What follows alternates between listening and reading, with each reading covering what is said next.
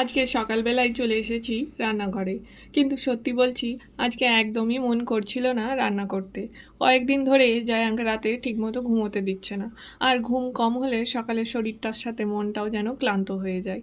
তাও কি আর করি, হাউসওয়াইফদের না মন থাকুক না শরীর, রান্নাঘরটা কিন্তু অপেক্ষা করেই থাকে। কাল রাতেই অনেক প্ল্যান করেছিলাম, ভাবছিলাম অনেক কিছু রান্না করব, সুন্দর করে লাঞ্চ সাজাবো, কিন্তু আজকে সব প্ল্যান কেমন যেন লেজি মুডে হারিয়ে গেল। তাই আজ খুব সিম্পল রান্নাই করছি। পুরুলের সবজি, পালং শাক সেদ্ধ, কুঁদরি ভাজা আর ডাল। গরমে বেশি ভারী রান্না করতেও ইচ্ছে করে না। আর ফ্রিজের নিচে একটা কাঁচা আম পড়েছিল অনেক দিন ধরে, খেয়ালই করিনি, অর্ধেকটা পেকে গেছে।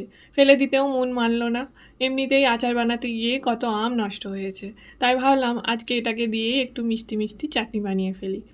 আর আজ মুডটাও একটু অফ, তাই ভাবলাম সাধারণ তেলের বদলে বাদাম তেল দিয়ে রান্না করি।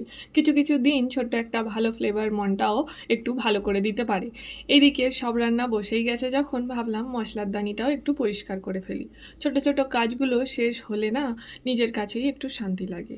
আর তোমাদের সাথে গল্প করতে করতে ফাইনালি আমার আজকের লাঞ্চ থালিটা রেডি। আজ মন না থাকলেও প্লেটটা কিন্তু বেশ রঙিন আর শান্তি শান্তি লাগছে দেখতে। কখনো পারফেক্ট মুড না থাকলেও নিজের মানুষগুলোর জন্য একটু যত্ন করাটাই হয়তো ভালোবাসা।